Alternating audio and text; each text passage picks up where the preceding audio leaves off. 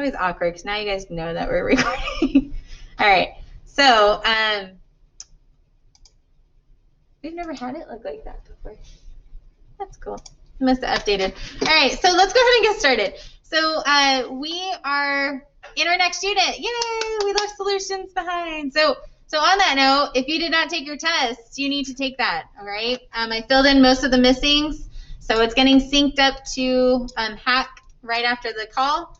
So I would make sure that you took that test. And if you happen to take it after I sync it, you can email me, let me know, and I'll either handwrite your grade in or I'll sync it again tomorrow morning, okay? But you do need to make sure your test got taken care of. We are moving on with life. We are not staying in solutions forever.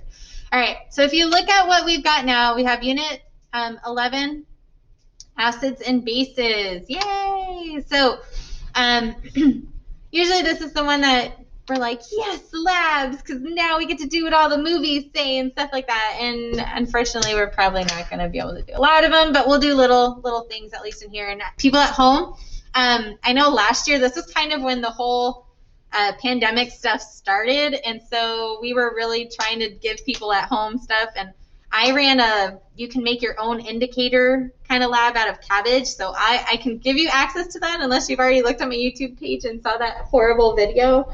As long as you don't judge me. But there are things that you can do in your kitchen. You got some baking soda and you have some vinegar. You can make the volcano thing, which is a neutralization reaction. Woo, right?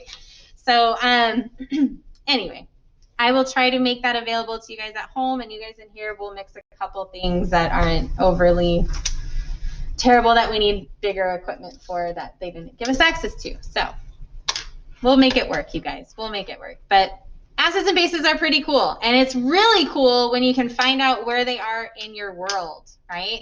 So just kind of keep trying to look for the different places that you see them, all right? Or where pH pops up, or where hey, I took that medicine and it helped my stomach feel better. It made it less acidic or something like that. Like you're going to see that one today. All right, so we have our objectives. If we open up this week, we end up getting to the Monday folder. I deleted one of the Monday folders, so hopefully this is the right one. All right, so what I'm going to strongly encourage everyone to do, so unless you're going to go run to the printer right now at home and go print this out, I recommend that you push this little arrow right here. This will open up not a Google Doc. It'll actually open it up as a Word doc. And I recommend you go to Google Docs or you download it and open it up as your Word document. You can type into it, all right? So this is what you're going to want to do on the Zoom call. I'm going to be doing a quick lecture. We're going to refer to the little video that was on the thing, but I'm going to be filling in a couple extra pieces of information. I will be posting this. I wasn't able to do it last period, so hopefully when we get off the call, I will post this little slideshow so that you can refer to it. But you do want to make sure you're taking notes, okay? Because there's quite a few definitions, and we'll kind of look at some of these images to kind of help you guys understand that, all right? And you'll be filling in all these little boxes, all right? Okay, so that's kind of what's on your page for today. We're going to watch this video to kind of guide our little thing, and that way I can take a voice break every once in a while so that, yeah, I'm not talking your ears off. And worst case scenario, or if you are choosing not to stay on the lecture, you do have reading number 1, reading number 2. I believe there's a couple supplemental videos in there. You're more than welcome to open those and use those instead, all right? I just ask that you just do your best and make sure you take notes. You do need notes for today, okay? So you have that. These are the goals. This is what we're looking for answering, okay? So at the end of talking, I'm going to ask you these couple questions. Then we will open up the little assignment together. We can work on it together. I don't mind helping you guys out. I think it's just important to get the basics. So that's why I would like you guys to have the basics, all right? Okay, so that being said, we're ready? Go? Yeah? All right, so the first thing is that he's going to say, hey, I don't define Arrhenius base and Bronsted-Lowry base and acid. So we're going to take care of that first. So go ahead and go to your notes. Let's type into these little boxes. How are you going to recognize an acid and a base? So I will just tell you right now, the Arrhenius, that one is going to be one that we do require of you. We require that one. That'll be the one that we ask the most of. Bronsted-Lowry, you guys being pre-AP, we kind of require it, but it's more, we're going to ask you guys to recognize some of the ones that pop up. And then the Lewis acid base, we are probably not going to refer to after today. I'm going to share with you guys the definitions. Oh, I just realized I didn't make a copy. I'm sorry. So if you're just now opening, sorry guys, my bad. Third period. I'll stop writing on your guys' document. My bad. Do that every single time, huh? Well, at least you already know it's going to be green, yellow, and red. Okay, so green meaning always, yellow meaning sometimes we're going to be using that one, and you guys being pre-AP, we're going to be learning equilibrium, and you're going to see how that really goes with Bronsted-Lowry. And then Lewis, we really don't touch base on too much, right? It's going to be a similar definition, but it's not important to me that you guys got that one, okay? We don't really use it too often. All right, so here's our definitions. Okay, I'm going to zoom into the picture. We're going to talk about the picture, and then I'm going to show you the words. All right, so what you see here, this is about an acid, okay? When we put this acid into solution or whatever, when we find it in solution, we see that it ionizes. There's that word ionize. It dissociates, it splits. And what you see in the products right here, so this is just showing you what we have, what it did. It split into an H with a positive sign. So we usually say it splits into a proton. Like you see the proton, you see the hydrogen with its one little proton. And you see a negative ion, which is our anion. That's the definition of an acid for Arrhenius, all right? Or if you say Arrhenius, that's fine too. I usually don't. I've heard it both ways. So acids are compounds that ionize or split into ions to yield hydrogen ions in solution. So let's go ahead and put that into our definition. I need you guys to have splits into ions. Okay, so H plus.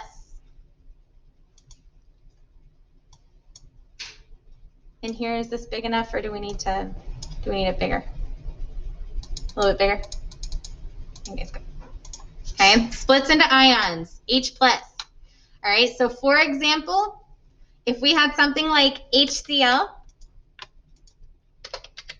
okay, we would see that it split into an H plus and a Cl minus, okay? So I need you guys to be able to recognize if there is an H in the front, that is an acid. So if I give you a list of compounds and you start seeing the H's in the front, you could even go back to your old assignments. I don't recommend it. I mean, let's just move forward. But if you go back to them, you'll see there's H's in the front. That is an Arrhenius acid, all right? Because it's going to split the H off when it dissociates. All right, bases. Bases, on the other hand, are going to also split into ions, so they also dissociate, but they're going to form OHs. Okay, they're going to form the OHs. So, for example, if we have the most common strong base, which is NaOH, it splits into an Na and an OH minus. So I highlighted the two important parts there. You should be noticing an H. Whenever you're seeing an Arrhenius acid, you should notice an OH when you're noticing an Arrhenius base. Okay?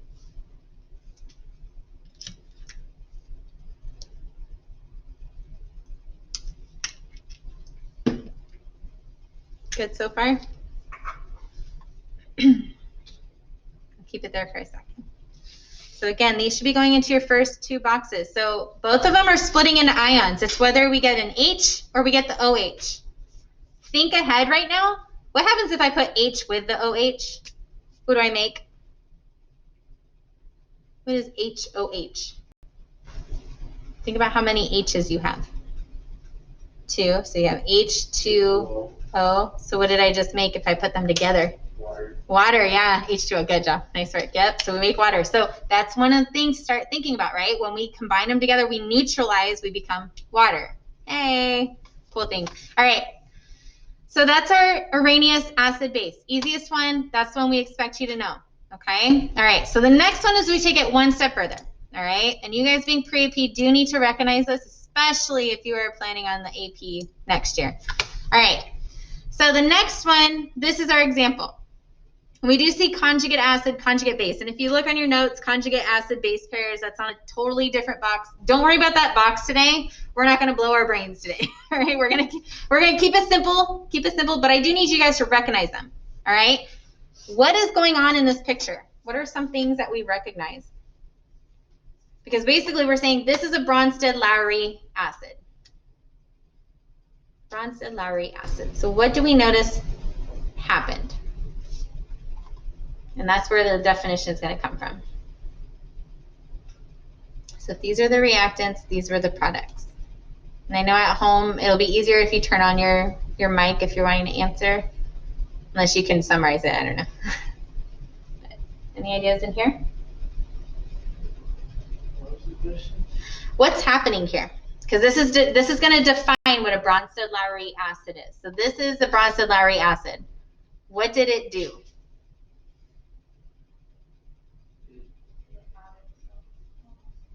It what? Okay, well, what's the difference between this one and this one over here? It's separated. It's separated, so it got rid of an H. Sorry, I was about to say A. Got rid of the H. H2O. Yeah, exactly. So it basically handed over its H to H2O, right? So this right here, a Bronsted-Lowry acid is a proton donor. A Bronsted-Lowry acid is a proton donor. So we saw that it gave its H over here. We ended up with this H3O. Now, we didn't talk about this in the last definition, but H3O plus, that's another indicator that you have an acid. And you really see it with these Bronsted-Lowrys. That H3O plus is water plus 1, right? So if you think about it, it's still that H plus floating around, which I told you to recognize as your acids, okay? And then you're left with your little anion by itself, all right? So the whole idea of this, this definition is that it is a proton donor and a proton acceptor. So bases are going to be opposite. Sorry, I didn't mean to push that. Here, let me copy and paste that over here to you guys. There we go. So we have a hydrogen ion donor. So you can either say proton, you can say proton donor if you can remember what that means. If you can't remember what that means, then I would put hydrogen ion donor. All right. The other one, so a base is going to be opposite of that, and that's going to be a hydrogen ion acceptor. So the one who takes it on. So in every single example of these, right, you could technically say water is the donor in one of them, and he's going to be the acceptor in the other.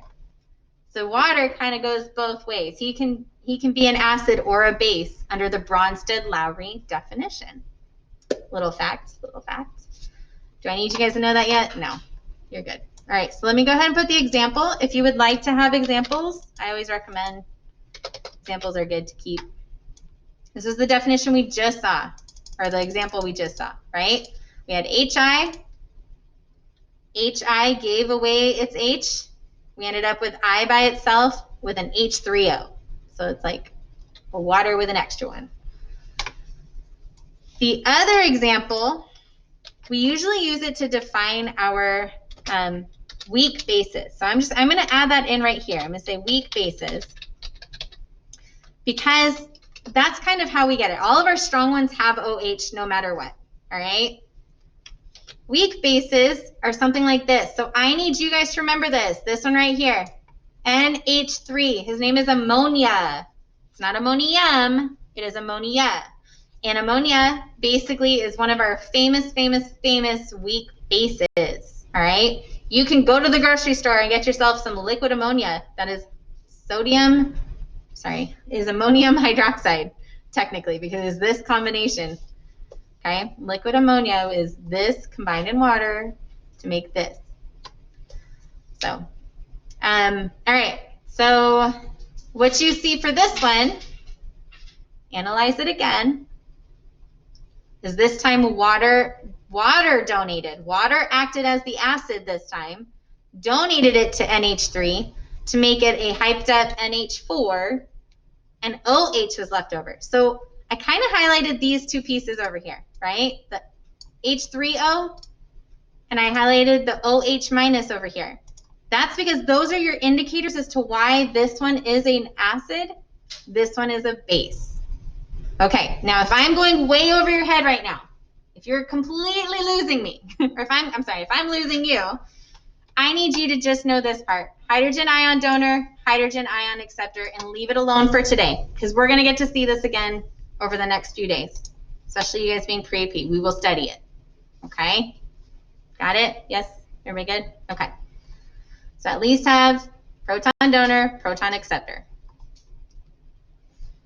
Good job. All right. Now I think I get to take a voice break. I'm not going to worry about the Lewis one.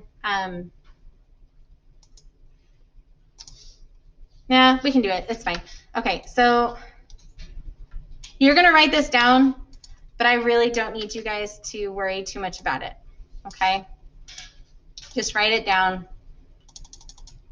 So for the Lewis definition, we have an electron pair acceptor. So if you notice, if we donate the hydrogen, then we're accepting electron pairs. So it's just kind of opposite, right? And it's just basically these four guys made all these definitions, all right? And then the other one is going to be an electron pair donor. So again, actually, we're just going to copy and paste this thing. Switch this word to donor, all right? So just leave that definition there and walk away. That's all I need you guys to do, all right? Know what the differences between these definitions are, what they involve. Lewis is basically opposite of what Bronsted and Lowry came up with. So this one is based off of two guys. Arrhenius was his own guy. Lewis is his own, okay? All right. Now we're going to take a break with my voice. Okay. So for this little video, he's going to show you one little slide where he has the properties of the acids. So I will tell you when to write that down. Or when he starts to list them, you can definitely start writing those down, okay? I'm going to take a quick break. Thanks for stopping by. This is 2 Minute Classroom, and today we're talking about acids and bases, which are fascinating. If you're looking for the Arrhenius and Bronsted-Lowry definitions of an acid and base, I discussed that in a separate video linked here and in the description. Acids and bases are both corrosive substances that react with and damage or destroy substances they come in contact with. Acids can burn the skin and cause pain, Here are the properties. usually have a sour taste, can corrode metals, and turn blue litmus paper red. Bases, on the other hand, have a bitter taste, feel slippery or soapy to the touch, and turn red litmus paper blue. All right, so I'll pause it right here, okay? You can write down your properties. So you have a box for properties of acids.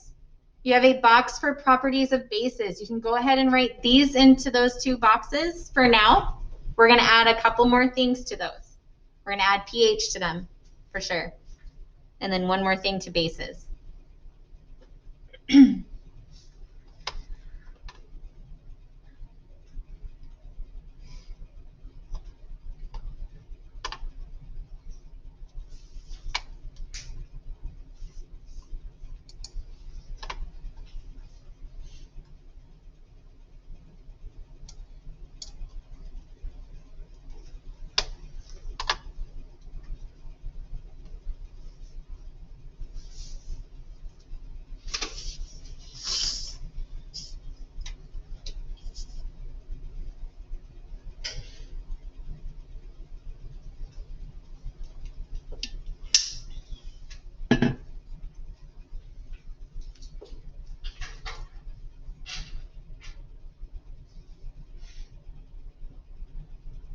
Just so you guys know, today's lesson is the longer one because it's all the intro stuff. Tomorrow, I will make sure I will not keep you as long, okay?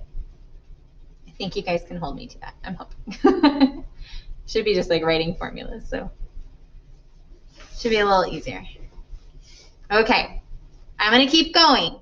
You do have access, people at home, you have access to this, or you can just let me know if you want me to show you it again, okay?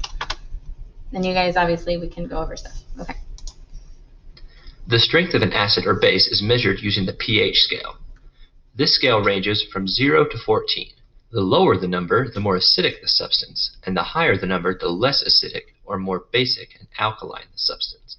7 is considered neutral, and pure H2O has a pH of 7. Okay, so this is what I need you to add. For properties of acids, what do you think the number range is going to be? If 7 is neutral, what's going to be the number range for acid? 0 to 7. 0 to 7. So go ahead and put on your little notes for properties of acids. 0 to 7 pH. 0 to 7 pH. And yes, it is a lowercase p, uppercase h. I was about to say higher case. So therefore, what do you think we're going to say for properties of bases? What's their pH? 8 to 14. 8 to 14. We can put 7 to 14. Oh, yeah. That's, yeah, either I would do 7 because you can get 7.2 is still a base. Yep. So 7 to 14 is going to be bases. I wanted to point one thing out in this little picture here. So a lot of us have heard the word acidic. Some of us have heard the word alkaline. So if you've ever drank alkaline water, or you can see it if you go through the water section, if you go to the right HEB or whatever, they have alkaline water. And it's for people who need to drink it to help with their stomach acid, right? So I like to drink it. It makes me feel better. I can't drink all bottled water, like the stuff the different brands, because some of them actually are more acidic. So I've noticed like Dasani is an acidic bottled water. So I have trouble drinking that one, but if I do like Nestle or any of the other ones, those tend to be a little bit more basic. And honestly, we're talking about like 6.8 range, and that's just a slightly acidic, to a 7.4 range, which is slightly basic. And so I prefer the slightly basic water. So if you ever have wondered if you have a preference, yes, you do. Your stomach has a preference on bottled water, believe it or not. Okay, keep going. It is possible to have a pH greater than 14 or less than 0, but you won't come across those very often. We will calculate a couple An of example of a weak acid is carbonic acid. You don't have to write any which of has this. a pH of 4 Just and can be listen. found in carbonated beverages. Hydrochloric acid has a pH of 1 and is a strong acid. And this is the acid in your stomach that helps with digestion. An example of a weak base is calcium carbonate, which has a pH of 10 and can be found in antacids. Sodium hydroxide has a pH of 14 and is a strong base and can be found in some drain cleaners. So don't drink So that whole issue with the Tide Pods, that little challenge or whatever, that was because it was drain cleaners like status. It was so bad for you, and it was like the dumbest thing. So no offense if you happen to be one that attempted. I don't know. I'm hoping none of you guys did. But anyway, that was why that was such a big deal, was because you were on the extreme side, and it was, you can't do that. You cannot do that. All right. But this one, a lot of people don't realize that, right? So I kind of have told you, hey, your soda, that's an acid, carbonic acid. That's why some of us actually don't prefer bubbly beverages, is because sometimes our stomach really doesn't prefer it. It doesn't do well with that. Anyway, that's just a couple facts. All right. I am going to keep pushing play. Strong acids and strong bases can be combined Typo of the to year. form salt and H2O. For example, combining hydrochloric acid and sodium hydroxide forms sodium chloride and H2O. Okay, I need you to write this in the neutralization reaction. This is an acid-base reaction. Neutralization reaction. Write the sentence. Please fix it. You know how to spell the word strong. There's an R right after this T. I felt so bad. I was like, strong acids. That's cool. All right, so strong acids and bases combine to form salt and water. Now, not always table salt. They're combining to form an ionic compound. All right, and once I show you your list of strong acids and bases, you'll be like, oh yeah, okay. So basically, whatever got left behind, right? So the Cl, because the H went away, the OH went away, so the Na, those things are what combine. So if I just change out the Cl and the Na with two different anion, cation, those things are now going to combine, and that is an ionic solid, which is what we call a salt. Okay? Okay. The donating and accepting? No, what? Sorry. Do I put a couple more? I would put this example in there, yeah, for sure. And then you could even highlight or circle the H and the OH so that you see that it's always forming water. Because that was the concept that we said earlier, right? Yeah, H HOH is water. Yep.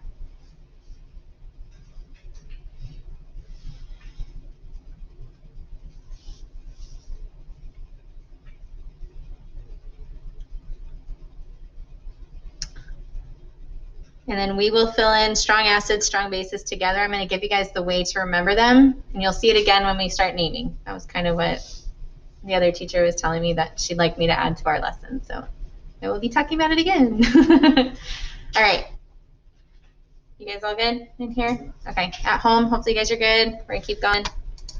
Okay. Most people know that strong acids can be dangerous, but strong bases can also cause harm as well. Be sure to take the necessary safety steps when handling such chemicals to avoid any injury. Don't eat Tide Pods. All right. No, but seriously, like seriously. Yeah. So when I was in college, they showed us this video, like, because everybody kind of sees all the movies and they're like, hey, I just dumped this person in acid, blah, and they're like their whole body goes away, right? So something like that, right? But nobody really ever talks about bases. And so we all got shown this like horrible video that showed all the injuries of strong bases, because bases, you don't feel it burn. It doesn't burn your skin. You don't feel uncomfortable until like 30 minutes to an hour later, and by then it's too late. It's corroding your skin like completely away. So it's really important. That's why they're saying make sure you take the safety precautions. You treat it just as dangerous as an acid, which shows the immediate effects. You feel a burn. Bases, you don't have that luxury of feeling anything. It's not like touching a hot stove. You remove your hand, right? So you don't know to clean it unless you're just very aware of, hey, oops, I spilled that base and then I leaned in it. Oh, I should go probably wash my arm. And they were just, oh my gosh, some of those injuries were terrible looking. I think this is the end of this video. If you learned something in this video. Yes, okay. So we're good with that. 2 minutes. Sweet. Good job. All right. So let's make sure, let's go back to the notes, sorry. Let's finish up. There's one last thing that I need you to add to properties of bases. Properties of bases. You ready for this word? You're going to love it. You're going to love it. Oh my gosh. This is my favorite word ever. Not really. Phenolphthalein. Phenolphthalein. So you guys, especially being pre-AP, you're going to have a lab that I'm making for you next week. It's about a titration, and you guys in here, I think we'll be able to do that one, okay? And at home, I'll try and think of I'll see if there's a way that we can have you guys do somewhat of one. But yeah, so phenolphthalein. PHENOLPHTHALEIN.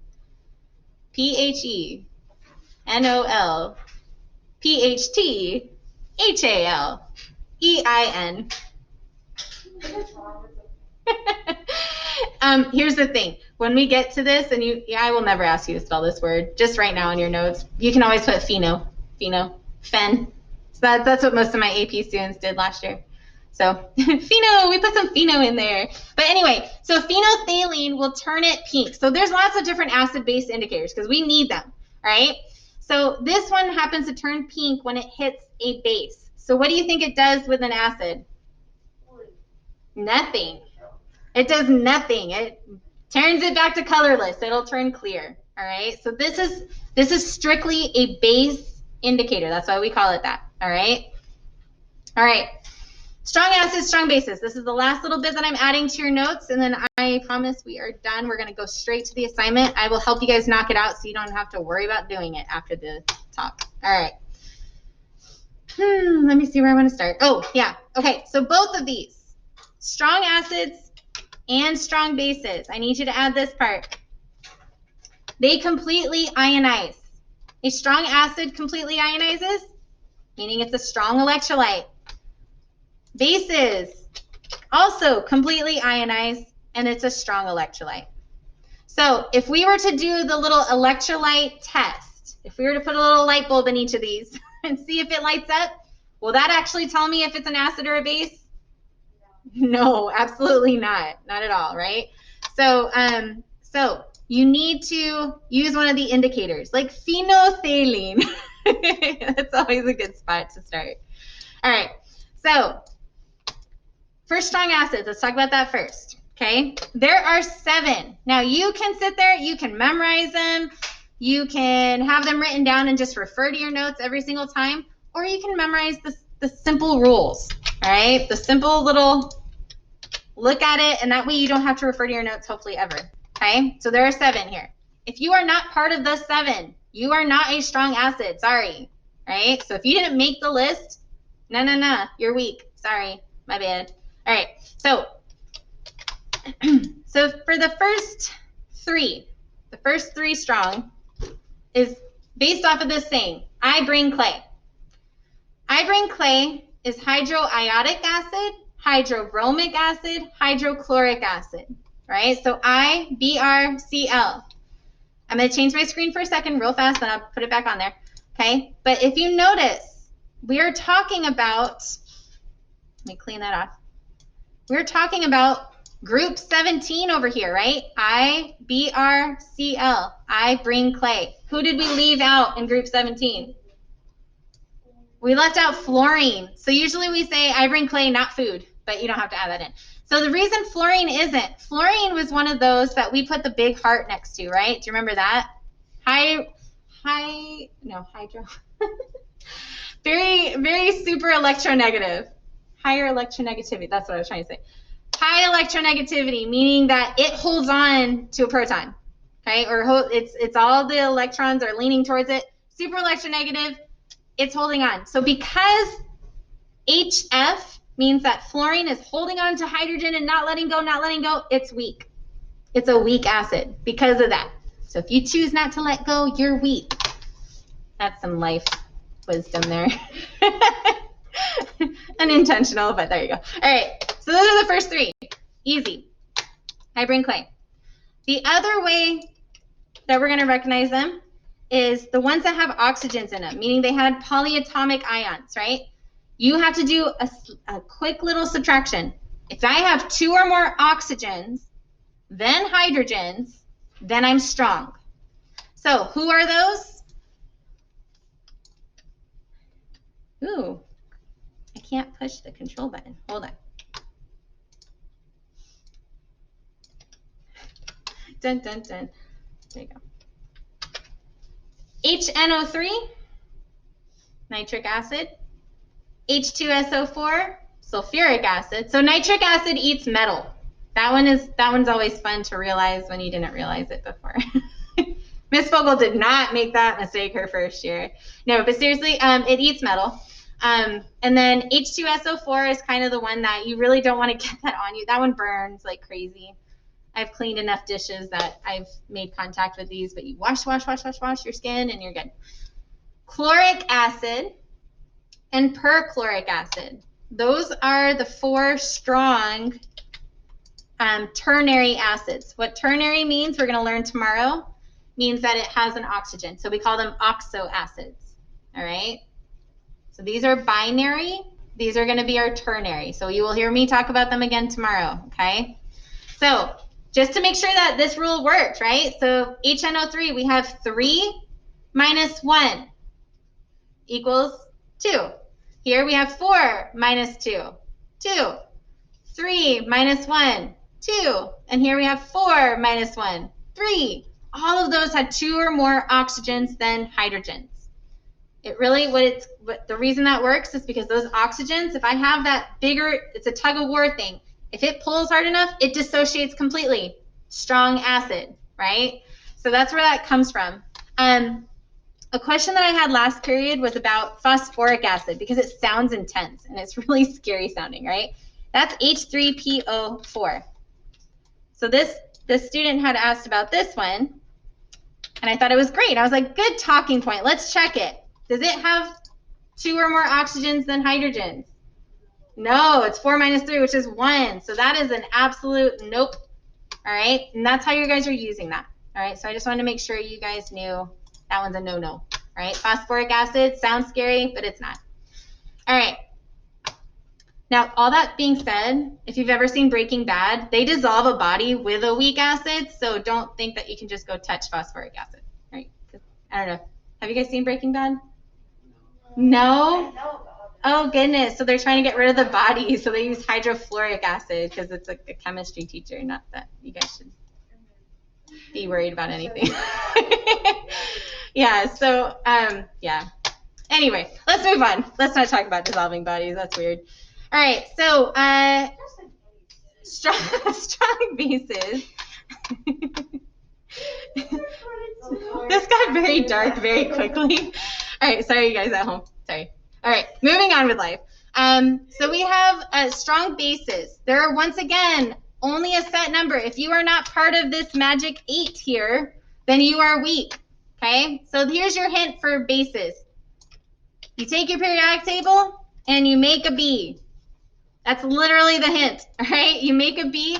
Any of those attached to a hydroxide are strong. So here is the B. Actually, let me show you on the periodic table first. That way you know where it's coming from. You're not like, what is she talking about?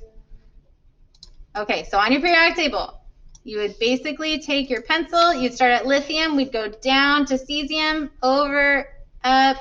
There's our B. Any of those guys on that line attached to a hydroxide are your strong bases. Okay? So lithium down to cesium, barium up to calcium. Okay? All right, so let's write those in. Because I'm sure we all have periodic tables right next to us. They're hanging on our walls, right? There we go. So start with lithium. So I would list these out, okay? Any of these attached to an OH.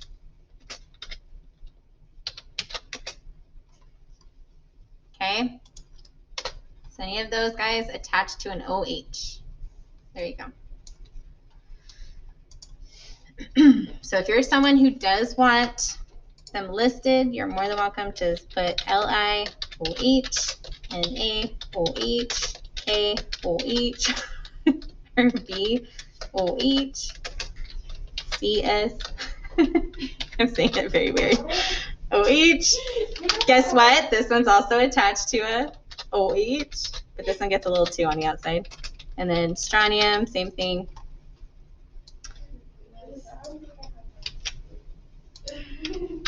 Yeah, I'm not doing that. I'm just gonna.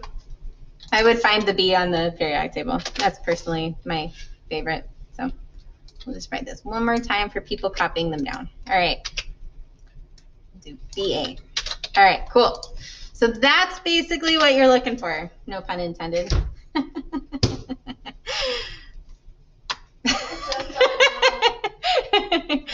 All right. I know, that was terrible. That was terrible. Cringing. All right. Okay. So those are our strong acids. Those are our strong bases. Do we have any questions? We will continue that discussion as we learn to name these and write the formulas for them, okay? All right. Okay, so on that note, let's go ahead and go back to our little assignment. Let's knock it out since I have kept you for most of the period. We'll skip this little list. We'll just go straight to the assignment. Let's do it. Let's knock it out. And that way you guys can all submit it. Okay? Whew. All right. Oh, submit it again. Is that what she said? Did you already do it? Oh, I think she said that. Oh, I'll submit it. Yeah, it's going to shut Schoology down. Watch that. Okay. Yeah. All right. Okay, so for the first one, we have HNO3. Okay, let's look at our answer choices. So we're talking about strong, weak, weak. All right, so we're thinking about what we just talked about. Remember, there are only 7 strong acids, right? And there's 8 strong bases.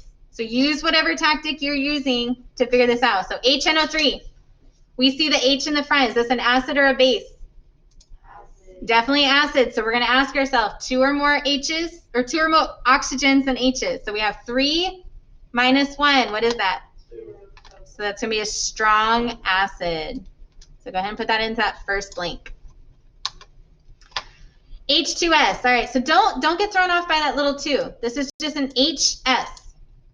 HS. So that means it's an acid, right? Because we see the H. Is it part of I bring clay? No. So that is a what acid? Weak acid.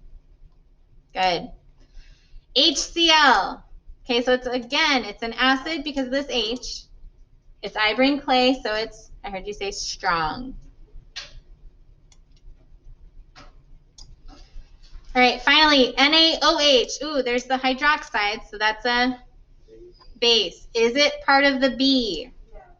Yes, Na is right here, so that is part of our strong list. So we're going to put strong base. You guys see how to use those ideas? Hopefully that's helping a little bit. Okay, next we have a strong electrolyte. All right, so on our notes, we said they completely ionize. They're both strong electrolytes. Okay, so that could be either one. So let's look at the rest of it. Neutralizes bases. Okay, so what do you think you would want to add to a base in order to neutralize it? Definitely not a base, right? So an acid, good. So this is a strong or weak acid? Strong. Strong acid, strong acid. Because the strong electrolyte made it strong, just so you guys know at home. All right. A weak electrolyte, that tells me that it is a weak something, right? Base. Yep, because of the word slippery, we said base in here. Good, so weak base. Good. Next. The base just describes soap. Yes. Oh, I never went over that list with you guys. I'm so sorry. So yeah, so soap is a base. Soap is a base. That's why laundry detergent and soap and stuff is all slippery. Exactly. Yep. And bitter, if you've ever eaten soap or got your mouth washed out with soap. Yeah. Sorry. And acids are sour, just like sour candy has citric acid. If you turn it over and look at your ingredients, it's one of those on there. Vinegar is acetic acid, so that's a sour flavor. Okay. Sorry, I forgot to talk about the properties. My bad. It was mentioned, but that's about it. All right. Ionizes partially. That means it's weak. Good. And it is sour. Acid. Weak acid. Nice job. Ionizes completely in water and is bitter. So completely ionizes tells you strong or weak. Strong, bitter. Base. So strong base. All right, and then FeOH3. So we see the OH, that tells us it is a base. So we need to check, is it part of my B? Fe is way over here. No, so that is a weak base. BaOH2. So we have an OH again. Don't worry about the little 2. Just look for the big points here, okay? Ba. Is Ba part of our B? Yes, so it's a strong base. Great job. And then NH3, ooh, trick question. He remembers. It's not a weak acid. Weak base, this is the one that accepted hydrogen on the Bronsted-Lowry definition. So this is a weak base. This is one you cannot forget. NH3, expect to see that question a few times because I'm mean. All right, so that's question number 1. The next 2 are very, very simple and quick. We're almost done. Hang in there. You guys doing great. Turn his litmus paper blue. Base or acid? Base, good. Red? Good. Phenolphthalein turns pink. Base, good. And then turns colorless. Acid. Perfect. So base, acid, base, acid. Last question. Question of the day. Did you take the notes? This is the strong acids and bases. So makes a what and what? Salt and water. And that's all I got for you. All right, people at home, I will see you tomorrow. Thank you for hanging in there. Good job. Nice work today. Hopefully that helped.